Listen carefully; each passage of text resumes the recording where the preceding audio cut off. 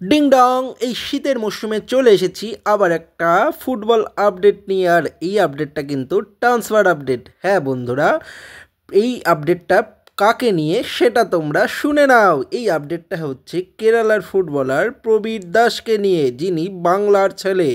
হ্যাঁ বন্ধুরা, কেরালার ফুটবলার প্রবীর দাস তিনি কিন্তু কেরালা থেকে এখন মুম্বাই সিটি এফসিতে সই করে দিলেন। তাকে কিন্তু লোন আউট করা হয়েছে কেরালার থেকে। হ্যাঁ বন্ধুরা, কেরালার কিন্তু ম্যাচে কিন্তু প্রবীর দাস বহুদিন ধরে দেখা যাচ্ছিল না, অর্থাৎ কেরালার হয়ে তিনি কিন্তু ম্যাচ পাচ্ছিলেন না। এটা বহুদিন হয়ে গেল। এই আইএসএলে তিনি একটা দিনও কিন্তু ম্যাচে নামেননি কেরালার হয়ে। সুতরাং প্রবীর দাসও কিন্তু চাইছিলেন যে যাতে অন্য কোনো দলের সাথে তার সংযুক্তিকরণ হোক, আর তার এই সদিচ্ছা মতনই কেরালা ম্যানেজমেন্ট তাকে কিন্তু লোন আউট করলো। হ্যাঁ বন্ধুরা, মুম্বাই কিন্তু তাকে নিতে আগ্রহী হয়েছেন এবং মুম্বাইয়ে তিনি যোগদান করেছেন।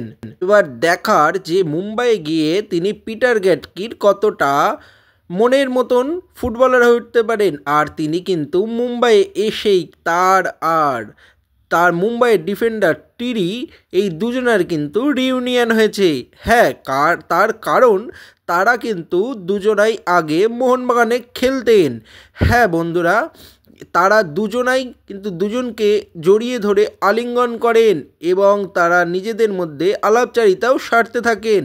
এবং প্রবীর দাস কিন্তু জিম সেশনে গিয়ে সকল মুম্বাই ফুটবলারদের সাথে আলাপচারিতা সারেন এবং প্রবীর দাসের হাতে কিন্তু নিজে জার্সি তুলে দেন পিটার গেটকি।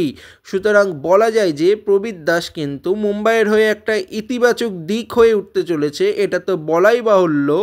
এবং ভারতীয় ফুটবল অর্থাৎ বাংলার ফুটবলের ক্ষেত্রে প্রবীর দাস যেমন অন্যতম নিদর্শন হয়ে কেরালায় বসেছিলেন, একটা ম্যাচও তিনি খেলতে পারছিলেন না।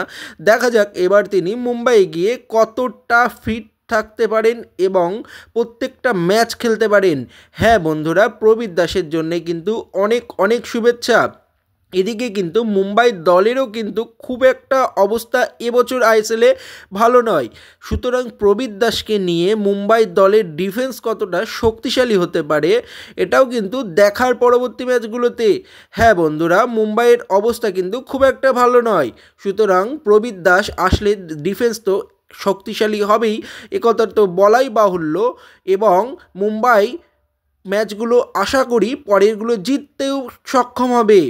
এই ছিল আমার প্রবীর দাসকে নিয়ে আপডেট এবং ট্রান্সফার আপডেট। তোমাদের এই আপডেটটা ভালো লেগে থাকলে like, comment, share and subscribe করতে কিন্তু ভুলো না। আর আমার চ্যানেলের তোমরা পাশে থেকো। টাটা, বাই, গুড নাইট।